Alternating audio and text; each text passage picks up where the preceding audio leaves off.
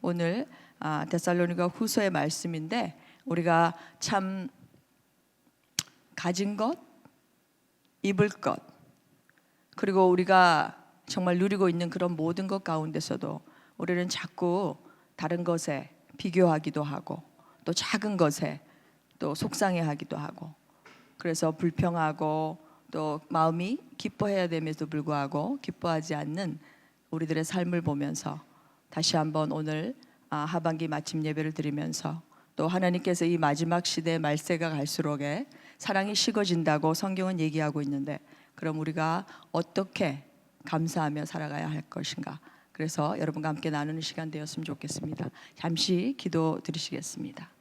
아버지 하나님, 정말 감사합니다. 주님은 신실하셔서 오늘 이 자리까지 저희들을 인도하시고 우리를 구속하시고 하나님의 정말 거룩한 보혈로 정결케 하셨을 뿐만이 아니라 하나님, 날마다 주님의 말씀으로 그 진리 가운데 걸어갈 수 있는 귀한 은혜를 허락하신 하나님께 감사드립니다. 하나님, 오늘도 건강 주시지 않았더라면 이 자리에 나올 수가 없고, 하나님의 불러주심이 없으면 이 자리에 하나님 앞에 예배할 수 없었음에도 불구하고 우리를 부족하고 연약한 가운데서도 하나님 불러주신 그 은혜에 감사드립니다. 오늘 말씀 가운데 하나님 위로받을 자, 하나님 고통 가운데 있는 자가 다시 힘을 얻게 되는 귀한 시간이 되도록 축복하여 주시옵소서. 온전히 성령님 의지하고 감사하며 예수님의 이름으로 기도합나이다. 아멘. 그래요, 지금이 시대의 마지막이다, 말세다, 이런 얘기는 우리가 종종 많이 들어왔어요. 마지막에 가까이 올수록 우리 그리스도인들은 더욱 깨어서 기도로 굳건하게 서서 다시 주의 오심을 예비하며 사는 지혜로운 삶이 되었으면 참 좋겠습니다. 11월 주제를 우리가 감사로 정했고 또 12월 첫 주까지 우리가 이렇게 감사를 생각하면서 또 12월 하면 특히 우리가 매년 절기로 지내는 이 크리스마스, 특히 여성들은 자녀들과 함께 움직이기 때문에 이제 곧 방학도 할 것이요, 각 연말을 맞아 각 공동체와 순과 또 사역과 또 하나님 앞에 이브 크리스마스 예배며 또 한 해를 마감하면서 성구 영신 예배며 참 분주하고 바쁜 이런 시기에도 여러분이 하나님을 사모하며 이렇게 하나님 앞에 예배하러 나왔는데요, 오늘 우리 안에 다시 하나님에 대한 감사가 정말 넘쳐서 이웃에게 향한 그리스도의 사랑과 그 영광의 빛으로 드러나는 그런 시간이 되었으면 참 좋겠습니다. 데살로니가 오늘 후서 말씀을 준비해 봤는데요, 데살로니가 전후서는 사도 바울이 2차 전도 여행 때 쓰여졌고, 그리고 바울과 실라가 함께 동행했고 루스드라에서 디모데도 합류하게 됩니다. 이것이 사도행전 15장 후반절에 나오는 내용이에요. 그리고 사도행전 16장 10절을 보면은 우리 하면서 이 사도행전을 기록한 누가도 함께 동행하고 있는 것을 알 수가 있어요. 그래서 드로아에서 바울은 소아시아 그쪽으로 1차 전도 때 복음을 전하고 교회를 세웠던 그 형제들이 잘 있는지, 잘하고 있는지 한번 둘러보길 위해서 떠났던 전도 여행이었어요. 그런데 드로아에서 아시아 쪽으로, 북쪽이나 남쪽으로 성령이 복음을 전하는 걸 막고 성령의 생각은 이 그리스 반도, 유럽을 통해서 서쪽으로 향해서 복음을 전하게 그렇게 인도하십니다. 그래서 드로아에서 바울이 마게도냐인의 환상을 보고 건너와서 우리를 도우라, 그런 것을 보고 그리고 그곳에 갑니다. 그래서 마게도냐 첫 성인 빌립보를 시작해서 쭉 이렇게 내려오게 되죠. 암바볼리와 또 아볼로니아 이렇게 거쳐서 이제 데살로니아까지 내려와요. 데살로니아가는 겨우 한 3주, 새 안식을 지냈다 이렇게 나오는데 3주밖에 있지 못했어요. 왜냐하면 그곳에서는 핍박이 더 심해서 이 복음을 전하는 증거자들뿐만 아니라 사도행전 17장에 보면 이 야손의 집, 그 집까지 쳐들어와서 이 복음 증거자들을 끌어내려고 했는데 그곳에 이제 베레아로 빨리 피신시키고 오히려 야손과 거기 남아있는 그리스도인 형제들이 오히려 핍박당하는 그런 것을 볼 수가 있어요. 그래서 데살로니가 교회는 그 가운데서도 정말 외부와 내부 그런 유대인들의 시기와 질투와 이러한 곳에서도 핍박을 잘 견디고 있는 그런 칭찬받는 교회였습니다. 그래서 초대교회 이 그 박해의 불길이 타오르기 시작했을 때 일부 그 데살로니가 사람들은 자신들의 그 주님의 이 박해가 있기 때문에 주님의 재림이 이미 지나갔나? 이렇게 생각하는 것도 있었어요. 그래서 주님의 이제 재림이 약간 강조점이 달랐어요. 데살로니가 전서 같은 경우에는 이제 죽은 자들이 예수 그리스도 안에서 죽고 나면 어떻게 될 것인가?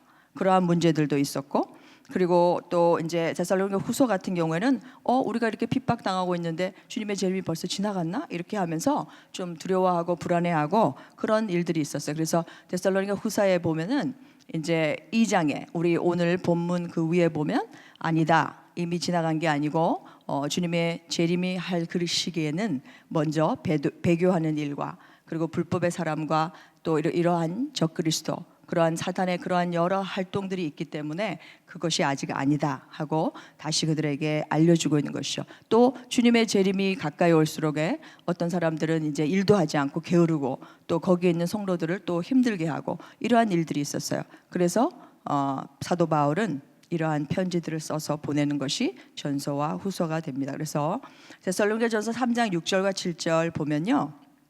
이런 말씀이 있어요. 지금은 디모데가 너희에게로부터 와서 너희 믿음과 사랑의 기쁜 소식을 우리에게 전하고 또 너희가 항상 우리를 잘 생각하여 우리가 너희를 간절히 보고자 함과 같이 너희도 우리를 간절히 보고자 한다 하니 이러므로 형제들아 우리가 모든 궁핍과 환난 가운데서 너희 믿음으로 말미암아 너희에게 위로를 받아노라 이런 얘기를 하고 있어요. 그래서 데살로니가전서 1장에서 3장까지는 어떻게 데살로니가인들이 복음으로 인해서 구원을 받았는지 이렇게 회상을 하는 얘기고 4장에서 5장은 그럼 이제 어떤 기대를 가지고 주의 날을 기대하며 우리가 살아가야 할 것인가 거기에 대해서 얘기하고 있습니다.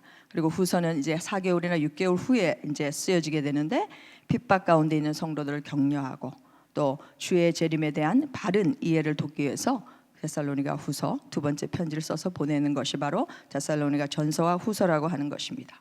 그럼 오늘 본문에 2장 13절에서 15절의 내용을 가지고 마땅히 하나님께 감사할 것이 어떤 것인지 우리가 잊지 말아야겠다 해서 말씀을 준비해 봤습니다. 여기 15절, 13절에 보면 하나님께서 선택해 주신 은혜에 우리가 감사해야 된다 하는 것입니다. 여기 처음부터 너희를 택하사 여기서 처음부터는 영원전 그리고 창세 전부터라는 의미예요. 이것이 에베소서 1장 4절 5절 잘 나와 있어요. 곧 창세전에 그리스도 안에서 우리를 택하사 우리로 사랑 안에서 그 앞에 거룩하고 흠이 없게 하시려고 그 기쁘신 뜻대로 우리를 예정하사 예수 그리스도로 말미암아 자기의 아들들이 되게 하셨으니 이렇게 말씀하고 있어요.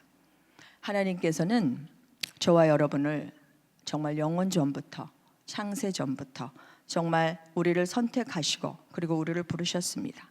자기의 아들들이 되게 하기 위해서 예수 그리스도를 말미암아 그로부터 예수 그리스도를 믿는 모든 자들을 예수님이 양자 삼으셨어요. 우리를 자녀 삼으셨어요. 그래서 인간이 구원받게 되는 것 그것은 우리의 공로 또는 우리의 열심을 통해서가 아니라는 것이에요. 오직 이것을 하나님의 은혜라고 에베소서에서는 얘기해 주고 있어요. 에베소서 2장 4절에서 8절 우리가 함께 읽겠습니다. 긍휼이 풍성하신 하나님이 우리를 사랑하신 그 큰 사랑을 인하여 허물로 죽은 우리를 그리스도와 함께 살리셨고 너희는 은혜로 구원을 받은 것이라. 또 함께 일으키사 그리스도 예수 안에서 함께 하늘에 앉히시니 이는 그리스도 예수 안에서 우리에게 자비하심으로써 그 은혜의 지극히 풍성함을 오는 여러 세대에 나타내려 하심이라. 너희는 그 은혜에 의하여 믿음으로 말미암아 구원을 받았으니 이것은 너희에게서 난 것이 아니요 하나님의 선물이라. 행위에서 난 것이 아니니 이는 누구든지 자랑치 못하게 함이라. 이렇게 말씀하고 있어요. 여러분이 이미 아시는 그 어떤 그 그림을 여러분에게 소개하기를 원하는데 한국에서는 이제 감사의 기도 이렇게 많이 알려져 있지만 1918년대 이제 미국 미네소다주의 한 작은 마을에 사진관을 운영하는 사람이 있었다고 합니다. 근데 어느 날 그 사진관에 백발이 성성하고 아주 초라하고 보잘것없는 노인이 이제 신발 털개를 이렇게 가지고 팔러 왔다고 해요.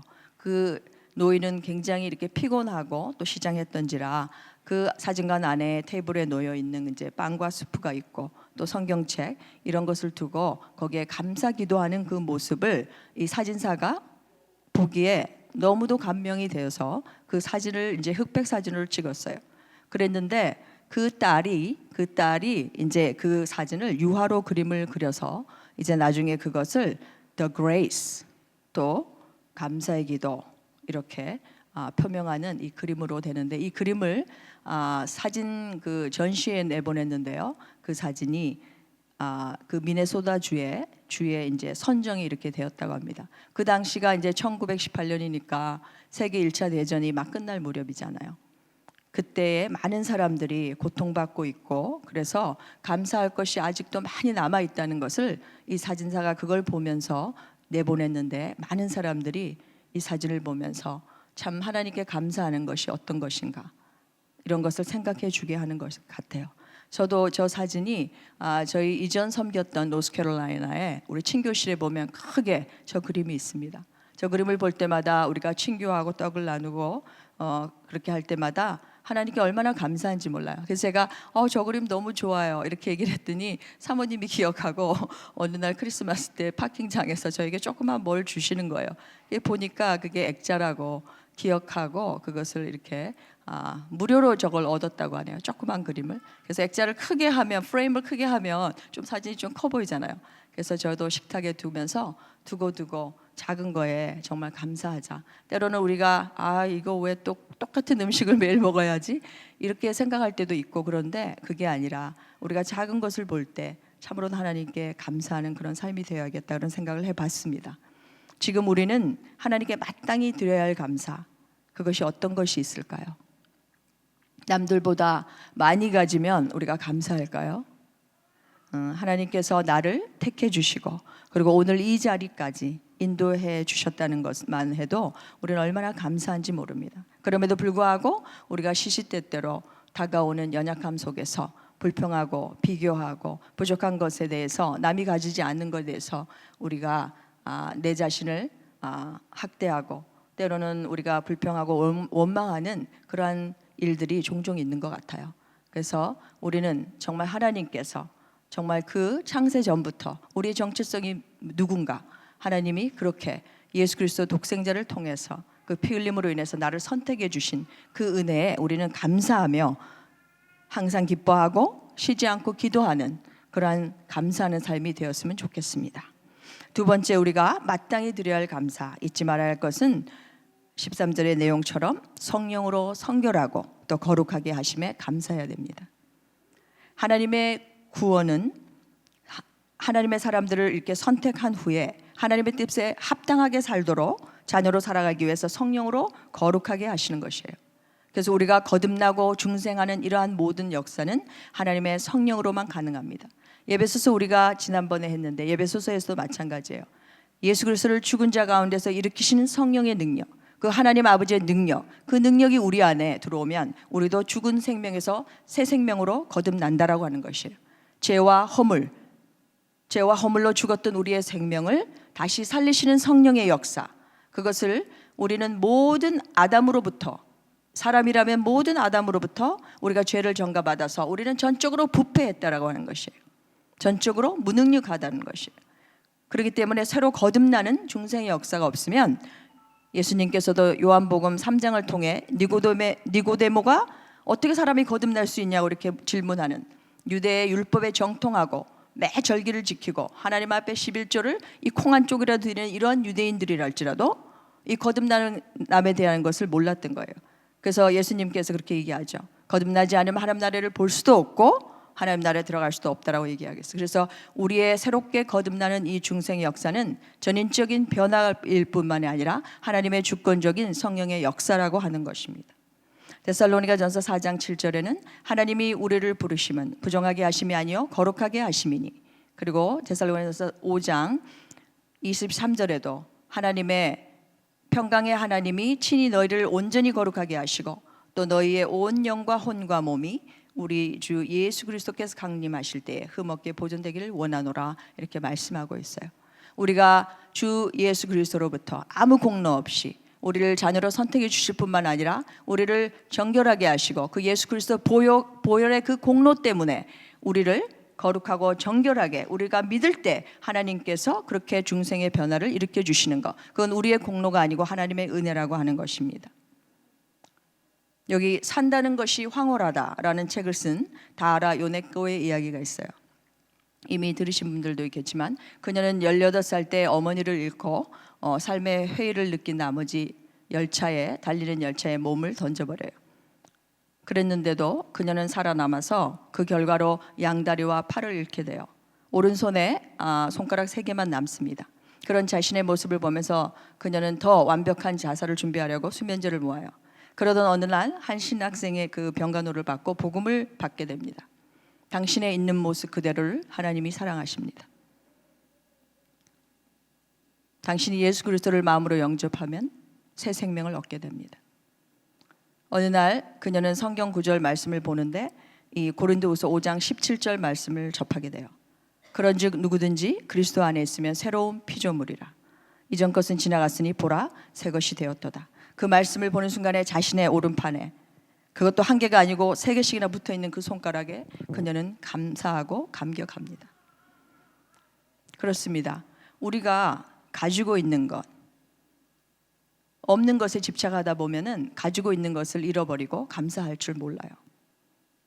지금 우리는 정말 가지고 있는 것, 그거에 정말 충분히 감사하고 매일매일 하나님 앞에 감사하며 나가는지 다시 한번 생각해 봐야 되겠습니다. 그 책에 나와 있는 감자와 전쟁 이야기, 여러분이 예화를 들으셨을 거예요. 어느 날 사랑하는 남편과 자녀에게 맛있는 감자 요리를 해주고 싶은 거예요. 그런데 손을 마음대로 쓸 수 없잖아요. 그러니까 감자가 자꾸 튕겨나가고 떼구르르 굴러가고 그러더랍니다. 그러니까 감자와 식칼의 전쟁이죠. 그런데 그녀가 그 순간 하나님께 기도하죠. 하나님, 오늘 나를 여기까지 인도하시고 나를 가정을 갖게 하시고 자녀도 주시고 하나님, 사랑하는 남편과 자녀를 위해 감자 요리를 맛있게 할 수 있게 도와주세요. 그래서 하나님께서 지혜를 주신 거예요. 그 순간 감자를 이제 하나 다시 잡아서 도마에 올려놓고 반으로 잘랐어요. 그러니까 반으로 딱 자르니까 그 감자가 이제 딱 앉아서 움직이지 않는 거예요. 그래서 위에서부터 하나하나 조금씩 껍질을 벗기고 맛있는 감자 요리를 하는데 성공했다라는 이야기입니다. 어쩌면 이것은 우리에게 너무 쉬운 것 같고 우리가 쉬운 것 같이 생각되지만 막상 우리의 삶에 부딪혀 보면 이런 현장을 경험해 보지 않으면 우리가 아무라도 함부로 이야기할 수 없는 것입니다. 우리가 없는 것, 부족한 것에 불평하기보다 작은 것, 가지고 있는 것에 감사하는 삶이 되었으면 좋겠습니다. 하나님께서 우리에게 거듭나고 성결하게 하고 죄에서 돌이켜 예수 그리스도의 십자가에서 나의 죄 위에서 피 흘려 죽으신 그 은혜를 생각만 해도 길을 걸을 때라도 자다가 누워서 또 아침을 맞을 때 하나님, 지난 밤새 나의 영혼을 케어하시고 나의 영혼에 내가 잘 때 하나님 말씀하시고 내가 일어났을 때 하나님 뭐라고 말씀하셨는지 하나님 말씀하여 주시옵소서. 오늘 내가 하나님의 뜻대로 살겠나이다. 성경책이나 말씀의 묵상을 열면서 하나님, 오늘 하나님 뜻대로 살겠사오니 하나님 오늘도 내 영에 하나님의 생명으로 충만하게 채워주옵소서. 그러한 삶이 되어야 하겠습니다.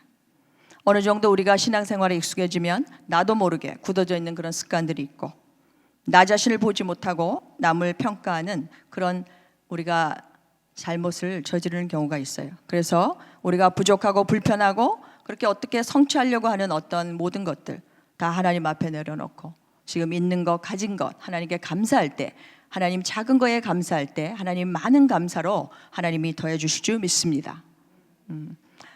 헬렌 켈러 아시죠? 헬렌 켈러가 쓴 3일 동안만 볼 수 있다면 라는 책을 통해서 우리가 감사할 것이 얼마나 많이 있는지 알 수가 있습니다. 영상을 준비했는데 함께 보시겠습니다. 헬런 켈러가 쓴 3일 동안만 볼 수 있다면 이라는 책을 보면 우리가 감사해야 할 것이 얼마나 많은지를 알 수가 있습니다.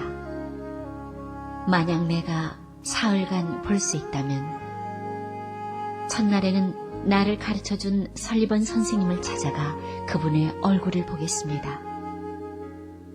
그리고 산으로 가서 아름다운 꽃과 풀과 빛나는 노을을 보고 싶습니다. 둘째 날엔 새벽에 일찍 일어나 먼 동이 터오는 모습을 보고 싶습니다. 저녁에는 영롱하게 빛나는 하늘의 별을 보겠습니다. 셋째 날엔 아침 일찍 큰 길로 나가 부지런히 출근하는 사람들의 활기찬 표정을 보고 싶습니다. 점심때는 아름다운 영화를 보고, 저녁에는 화려한 네온사인과 쇼윈도의 상품들을 구경하고, 저녁에 집에 돌아와 사흘간 눈을 뜨게 해주신 하나님께 감사의 기도를 드리고 싶습니다. 헬렌 켈러의 소망은 지극히 소박한 것이었습니다. 우리가 매일 누릴 수 있는 평범한 것들입니다. 눈을 감고 지난 세월을 회고해 보십시오. 내가 받은 복이 얼마나 많았던가. 감사의 잔이 차고 넘치십니까? 아니면 욕심, 경쟁, 시기, 질투가 감사의 마음을 어지럽히고 있지는 않습니까? 그렇습니다. 주님은 없는 것들에 대해서 고민하고 슬퍼하지 말고 주신 것들을 보고 감사라고 말씀한다고 헬렌 켈러는 말하고 있습니다. 여러분, 오늘 우리가 찬양 아침에 부르면서 이 하나님의 은혜의 찬양을 부르셨죠. 나를 지으시니가 하나님, 나를 부르시니가 하나님, 나를 보내시니도 하나님, 나의 나 된 것은 다 하나님의 은혜라고 하는 것입니다. 우리가 작은 것에 감사하고 가진 것에 감사할 줄 알고, 하나님이 이미 우리를 성령으로 정말 거듭나게 하시고 오늘 날마다 말씀 가운데 주님과 함께 동행하며 걸어가게 하시는 그 은혜에 우리는 감사하는 삶이 되었으면 참 좋겠습니다. 아멘. 세 번째, 우리가 마땅히 드려야 할 감사, 잊지 말아야 할 것은 진리를 믿음으로 구원받게 하심에 감사해야 됩니다. 예수 그리스도를 믿음으로 우리는 구원받았습니다. 이미 너무나 오래 신앙생활을 해서 이 진리가 진리되게 안 느껴질 때가 참 많아요. 피부에. 믿음은 하나님의 말씀을 들음으로 자라나고, 요한복음 14장에서도 길과 진리요 생명 되신 우리 예수님은 우리 모든 사람의 죄를 구원하시기 위해서 이 땅에 오셨고, 세상 죄를 지고 가는 하나님의 어린 양 되셨던 예수 그리스도, 우리를 택하시고 부르셨을 뿐만 아니라 우리를 깨끗하게 하시고, 그리고 진리의 말씀으로 우리가 날마다 들을 수 있도록 우리의 마음의 문을 열어주시고 귀를 열어주셨습니다. 갈라디아 2장 20절, 그러므로 우리가 내가 그리스도와 함께 십자가에 못 박혔나니 그런즉 이제는 내가 사는 것이 아니요 오직 내 안에 그리스도께서 사시는 것이라. 이제 내가 육체 가운데 사는 것은 나를 사랑하사 나를 위하여 자기 몸을 버리신 하나님의 아들을 믿는 믿음 안에서 사는 것이라, 이렇게 말씀하고 있어요. 여러분, 이 말씀을 날마다 암송하시죠? 여러분, 성경 공부할 때도 이 말씀을 항상 암송하시죠? 이 말씀이 그냥 지식과 내 입술에만 아니라 내 가슴에 내려오고, 진정으로 내가 예수 그리스도와 함께 십자가에서 죽고 다시 십자가에서 살고, 그래서 이제 우리가 육체로 사는 이 모든 것들이 예수 그리스도가 내 안에 계셔서 그의 영광이 나타나는, 우리가 말하는 모든 것들이 예수 그리스도의 말이 되기를 간절히 소망해 봅니다. 그래서 바울 사도는 계속해서 핍박과 환난 가운데 있는 그들을 격려합니다. 복음으로 너희를 불렀기 때문에 예수 그리스도의 영광을 나누어 주기 위해서 불렀다라고 14절에 말씀하고 있어요. 또 믿음 위에 굳게 서서 복음을 계속 간직하라고, 그대로 지키라고 그렇게 권면하고 있습니다. 이제 16절 17절 말씀 보겠습니다. 데살로니가 후서 12장 16절 17절에는 우리 주 예수 그리스도와 우리를 사랑하시고 영원한 위로와 좋은 소망을 은혜로 주신 하나님 우리 아버지께서 너희 마음을 위로하시고 선한 일과 말에 굳건하게 하시기를 원하노라. 핍박을 받고 힘든 어려운 상황 속에서도 예수 그리스도께서 주시는 앞으로 오실 그 좋은 위로, 그리고 소망과 기대 가운데 살아가면서 복음에 흔들리지 않고 이미 가르치고 전해준 그 복음으로 그렇게 모든 선한 일에 하나님께서 힘을 주시기 때문에 그렇게 살고 승리하라고 그렇게 말하고 있는 것입니다. 오늘 여러분은 어떻습니까? 어떤 일에 여러분을 힘들게 하고 어떤 일이 여러분들이 정말 밤에 잠 못 이루게 여러분들을 힘들게 합니까? 주님께서 여러분에게도 그 당시에 이야기했던 데살로니가 교회에 그것은 주님을 위한 핍박과 힘듦과 고난, 인내였지만 여러분은 지금 주님을 위한 일을 하면서 그런 핍박과 고난과 힘든 일을 하고 계십니까? 아니면 작은 일에도 여러분 부족하다고 힘들다고 우리가 그렇게 하는 우리의 마음과 그런 것은 없는지 한번 생각해 보시길 바랍니다. 주님께서는 힘들고 어려운 상황 속에 있는 여러분 모두를 동일하게 하나님께서 위로하십니다. 오늘 여러분에게 하나님의 크신 위로가 여러분들 마음 가운데 함께하고 또 예수 그리스도의 그의 말씀으로 인해서 여러분들 마음 가운데 정말 다시 한번 힘을 얻는 그러한 삶 되시기를 예수님의 이름으로 축복합니다. 함께 기도하시겠습니다. 하나님 아버지 감사합니다. 우리를 정말 영원전 창세 때부터 하나님 정말 우리를 불러주시고 우리를 예수 그리스도의 보혈로 정결케 하시고 성령의 능력으로 날마다 그 거룩함에 나아갈 수 있도록 우리에게 그 진리의 말씀을 믿음으로 하나님 우리를 구원받게 하신 하나님, 우리가 언제 어디서라도 우리가 어떠한 사람인지 기억하게 하시고 이미 하나님께서 베푸신 그 은혜에 하나님 복음의 본질로 돌아가서 감사하게 하시고 어떠한 일과 어떠한 상황 가운데 우리가 힘들고 어려울지라도 주 예수 그리스도를 붙들고 주님의 말씀으로 승리하는 그런 삶이 되도록 인도하여 주시옵소서. 하나님 오늘 마음 가운데 자녀 문제로 남편과 가정의 여러 경제적인 어려움으로 관계 속에서 여러 가지 힘들어하는 우리 성도님들, 질병 가운데 또 하나님 남모르게 눈물 흘리고 하나님 경제적인 어려움으로 힘들어하는 우리 성도들을 하나님 위로하여 주시고 곧 오실 주님을 바라보며 날마다 말씀으로 하나님 이기고 승리하고 믿음 가운데 굳건히 서서 흔들리지 않는 견고한 믿음이 되도록 인도하여 주시옵소서.